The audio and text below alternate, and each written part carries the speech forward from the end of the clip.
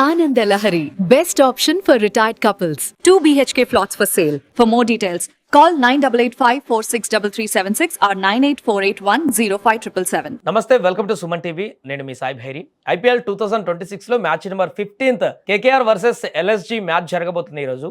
So ఈ మ్యాచ్లో రెండు జట్ల బలాబలాలు ఏ రకంగా ఉన్నాయి, ఈడెన్ గార్డెన్లో జరుగుతున్నటువంటి మ్యాచ్ ఎవరికి అడ్వాంటేజ్గా ఉండబోతుంది, ఇక్కడ రికార్డ్స్ ఏంటి, పూర్తిగా మాట్లాడదాం. మనతో పాటు స్పోర్ట్స్ అనలిస్ట్ సిహెచ్ వెంకటేష్ గారు ఉన్నారు. సార్ నమస్తే. సార్ నమస్తే sir. Match number 15th KKR versus LSG Eden గార్డెన్లో జరగబోతుంది. మొన్న మ్యాచ్ ఒకటి వర్షం కారణంగా అబండ్ అయిపోయింది. సో ఈ మ్యాచ్ అన్నా జరుగుతుందా, జరిగితే ఎలా ఉండబోతుంది? వెదర్ అయితే ఇంకా కొంత అక్కడ వర్ష ప్రభావం ఉన్నట్టుగా కనపడుతుంది. ఉండొచ్చు, కానీ అలా మొత్తం మ్యాచ్ రద్దయ్యే అవకాశం ఉంటుందని అనుకున్నాను.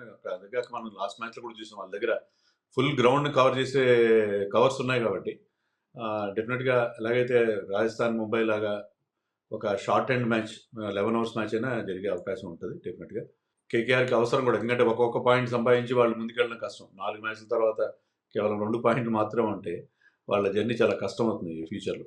సో 4th మ్యాచ్ జరగాలని చెప్పి వాళ్ళు ఆశిస్తారు. అలాగే ఎల్ఎస్జీ కూడా లాస్ట్ మ్యాచ్ గెలిచారు. వాళ్ళు గెలిచిన తర్వాత ఆ మొమెంటమ్ని ముందుకు తీసుకెళ్ళడానికి వాళ్ళు కూడా ప్రయత్నం చేస్తారు. ఎలా ఉండబోతుంది సార్ ఈ మ్యాచ్? ఒకవేళ టాస్ గెలిస్తే బ్యాటింగే తీసుకుంటారా, లేకుంటే చేజింగ్ తీసుకుంటారా? రెండు జట్లను కంపేర్ చేస్తే ఏది కొంత గట్టిగా ఉన్నట్టుగా చెప్పుకోవచ్చు టీం?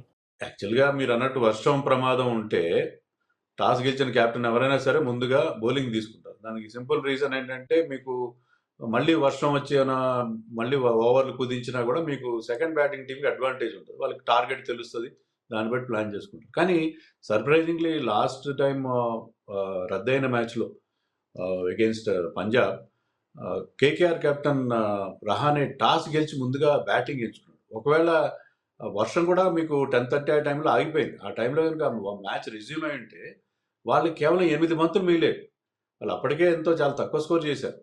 సో 8 బంతుల్లో వాళ్ళు ఎన్ని రన్స్ కొడతారు? మరోవైపు పంజాబ్కి ఫుల్ 5 overs వస్తే ఆ 5 overs మాత్రమే అని తెలుసు వాళ్ళకి. ఆ 5 overs వాళ్ళు ఫుల్గా దాన్ని యూటిలైజ్ చేసుకుంటారు. సో అలాంటి మిస్టేక్ ఎవరు చేయరు. ఈసారి రహానే అలాంటి మిస్టేక్ చేయడానికి అనుకున్నాను. టాస్ గెలిస్తే వర్షం ప్రమాదం ఉంటే ముందుగా బౌలింగ్ ఎంచుకుంటారు. జనరలీ స్పీకింగ్ T20 ఫార్మాట్లో captains prefer to bowl first, ఎందుకంటే మీకు సెకండ్ బ్యాటింగ్ అప్పుడు మీ టార్గెట్ తెలిస్తే మీకు దాన్ని చేంజ్ చేయడం ఈజీ అవుతుంది. రైట్. అలాగే బ్యాటింగ్ బలాబలాలు చూస్తే ఏం చెప్పుకోవచ్చు సార్? కేకేఆర్ నుంచి అదేవిధంగా ఎల్ఎస్జీ నుంచి. కేకేఆర్లో అలానే ఆడితే ఒక లాగా ఉంటుంది, ఆడకపోతే ఇంకో లాగా ఉంటుంది అన్నట్టుగా మారిపోతుంది. ఎల్ఎస్జీలో ఓపెనర్స్ అనుకున్న స్టార్ట్, అదేవిధంగా పూరన్ కూడా అద్భుతంగా రాణించేటువంటి పరిస్థితి కనిపించట్లేదు. బ్యాటింగ్లో ఎలా చూడొచ్చు రెండు టీముల్ని? అదే ఇప్పుడు ఫినాలెన్ అన్నారు, కానీ రద్దయిన మ్యాచ్లో ఫినాలెన్ అవుట్ అయిపోయాడు. తర్వాత క్యామరన్ గ్రీన్ కూడా అవుట్ అయిపోయాడు.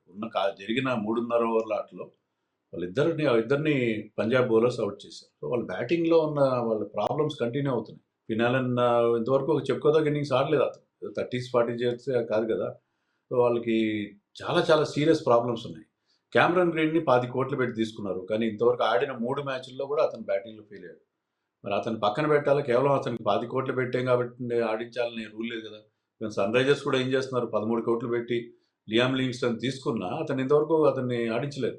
సో మీకు టీంలో అతను ఎంతవరకు ఉపయోగం అనేది, ఎందుకంటే బౌలింగ్ చేయనప్పుడు క్యామరన్ గ్రీన్ విషయంలో మీరు అంత చేయాల్సిన అవసరం. సో క్యామ్ గ్రీన్ పక్కన పెట్టేసి టిమ్ సైఫర్ట్ని ఆడించుకుంటే బెటర్గా ఉంటుంది. టిమ్ సైఫర్ట్ ఫినాలెన్ ఓపెనింగ్ జోడీ, వరల్డ్ కప్ జోడీని ఇక్కడ వాళ్ళు సక్సెస్ఫుల్ జోడీ, దాంతో వెళ్తే బాగుంటుందని నేను అనుకుంటున్నాను. సో వాళ్ళకి బ్యాటింగ్ చాలా వీక్గా ఉంది. రింకు సింగ్ కానీ ఎవరు బాగా పర్ఫామ్ చేయరు, ఎక్సెప్ట్ అంకుష్ రఘువంశీ ఎవరు కూడా పర్ఫామ్ చేయట్లేదు. రమణ్దీప్ సింగ్, ఎవ్రీబడి మొత్తం వాళ్ళ బ్యాటింగ్ అంతా చాలా చాలా ప్యాథటిక్గా ఉంది వాళ్ళు ఇంతవరకు. సో అలాగే ఎల్ఎస్జీ టీం విషయాన్ని చూసుకుంటే లాస్ట్ మ్యాచ్లో కొంత పంత్ ఫామ్లోకి వచ్చినట్టు కనిపించింది. బట్ స్ట్రైక్ రేట్ అంత ఆశాజనకంగా లేకున్నా కూడా ఆ టైంకి పర్ఫెక్ట్ ఇన్నింగ్స్ లాగానే అనిపించింది. అది రైట్ ఇన్నింగ్స్, ఎందుకంటే విరాట్ కోహ్లీ టైప్లో ఆడాడు. చివరి దాకా నిలబడి ఆ టఫ్ చేజ్ని అతను చాలా చక్కగా మేనేజ్ చేశాడు. దాంతో అతను మీరు కాన్ఫిడెన్స్ వస్తుంది, ఎందుకంటే అతను కూడా ప్రైస్ ట్యాగ్ ప్రెషర్ ఉంది. 27 కోట్లు పెట్టి తీసుకున్నారు. లాస్ట్ సీజన్ మొత్తం ఫెయిల్ అయ్యాడు. సో పంత్ ఎప్పుడైతే ఫామ్లోకి వచ్చాడో వాళ్ళకి అది పెద్ద ప్లస్ అయ్యే అవకాశం ఉంది. అండ్ ఆల్సో ఆఫ్ కోర్స్ వాళ్ళకి ఓపెనర్స్ మార్ష్ అండ్ మార్క్రమ్ వాళ్ళిద్దరూ మంచి పర్ఫార్మర్స్.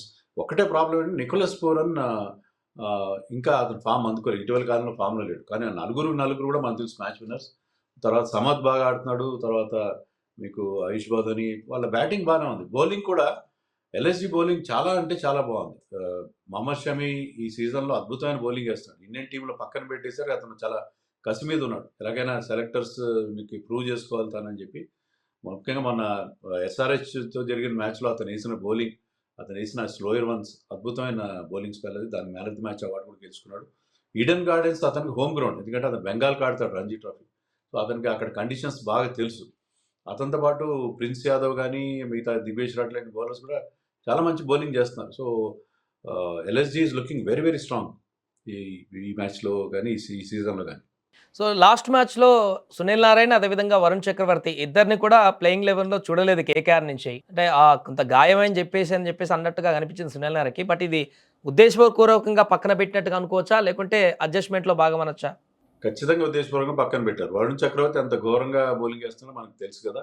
ఎందుకంటే ఆల్రెడీ 2 మ్యాచ్లు ఓడిపోయిన తర్వాత వాళ్ళు ఎఫర్ట్ చేయలేకపోతున్నారు. సునీల్ నారాయణ కూడా ఆశించిన స్థాయిలో పర్ఫామ్ చేయట్లేదు. అందుకే కొత్త లైనప్తో వెళ్దామని చెప్పి వాళ్ళు ఆ రకంగా ప్రయోగం చేశారు. మనకు అలాగే చెప్తారు, గాయం ఉంది, అనారోగ్యం ఉంది అనేది చెప్పినట్టుగా ఉన్నారు. కానీ వాళ్ళిద్దరిని కూడా డ్రాప్ చేసినట్టు మనకు అర్థం అవుతుంది. ఎందుకంటే పర్ఫామ్ చేయాలి కదా. ఎంత మీరు వాళ్ళ రెప్యుటేషన్ ఆధారంగా టీంని సెలెక్ట్ చేయరు. క్యామ్ గ్రీన్ విషయంలో కూడా అదే నిర్ణయం తీసుకోవాలి. టఫ్ డెసిషన్ తీసుకొని టీం కాంబినేషన్ మార్చి, వాళ్ళు కానీ చెన్నై కానీ చాలా పూర్గా ఉంది వాళ్ళ ఇంతవరకు వాళ్ళు ఆడిన పర్ఫార్మెన్స్ చూస్తే. సో అందుకని నేను అనుకోవడం ఏంటంటే ఈవెన్ ఈ మ్యాచ్లో కూడా మనకి సునీల్ నారాయణ, వరుణ్ చక్రవర్తి కనబడకపోయినా మనం ఆశ్చర్యపోవాల్సిన అవసరం లేదు. సో ఫైనల్గా కొంత ఎడ్జ్ ఎవరికి ఉందని చెప్పుకోవచ్చు. ఎందుకంటే కేకేఆర్కి హోమ్ గ్రౌండ్లో జరుగుతుంది మ్యాచ్. ఎల్ఎస్జీ లాస్ట్ మ్యాచ్ గెలిచి కొంత పాజిటివ్ ఇంటెంట్తో కనిపిస్తుంది. సో ఈ మ్యాచ్లో ఎవరు గెలిచేటువంటి అవకాశాన్ని మనం చూడొచ్చు? అంటే ఎల్ఎస్జీ బౌలింగ్లో బ్యాటింగ్లో కూడా చాలా స్ట్రాంగ్గా ఉంది కాబట్టి పంత్ కూడా ఫామ్లోకి వచ్చాడు. వాళ్ళు ఫేవరెట్స్గా స్టార్ట్ అవుతారు. టాస్ లాంటివి కూడా చాలా ఇంపార్టెన్స్ వహిస్తాయి.